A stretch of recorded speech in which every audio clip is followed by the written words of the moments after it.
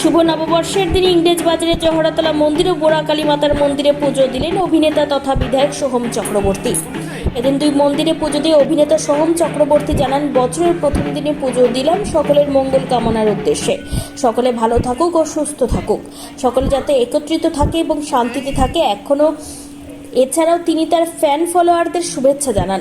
এদিন বিধায়ক তথা অভিনেতার সাথে পুজো দিতে গিয়েছিলেন ইংরেজবাজার পৌরসভার পৌরপ্রধান কৃষ্ণেন্দু নারায়ণ চৌধুরী, মালদা জেলা তৃণমূল কংগ্রেসের সাধারণ সম্পাদক প্রসূন ঘোষ ও প্রসেনজিৎ দাস।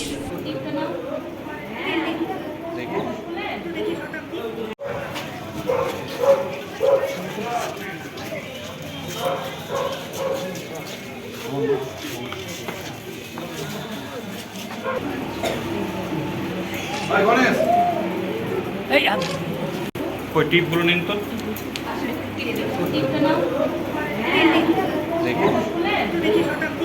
त्रिनेत्रा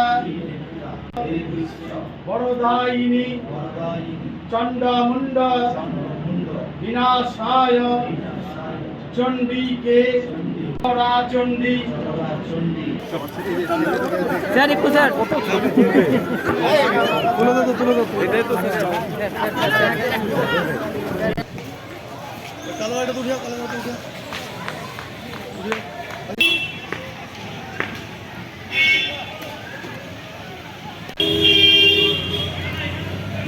এটাই নববর্ষ আমাদের বাঙালির কাছে অত্যন্ত আজকের দিনটা প্রচণ্ড গৌরবময় একটি দিন, মানে এটা একটা রীতি সংস্কৃতি।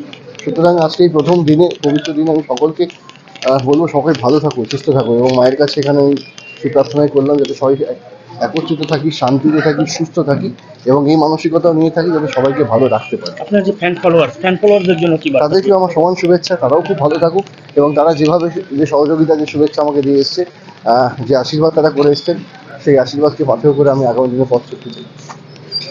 অভিনেতা এবং আমাদের দলের এমএলএ সোহম চক্রবর্তী কালকেই বিভিন্ন প্রোগ্রামে আমাদের দলের প্রোগ্রামে এসেছিলেন। আজকে উনি কালকে বলে আমাকে যে একটু জহরতলার কয়েকটা মন্দিরে পুজো দেবো, তার উদ্দেশ্যে আমরা আজকে এখানে এসেছিলাম। জহরতলা কালী মন্দিরে পুজো দিয়ে আজকে নববর্ষের দিন সবাইকে শুভেচ্ছা দিয়ে উনি আজকে কলকাতা ফিরে গেলেন।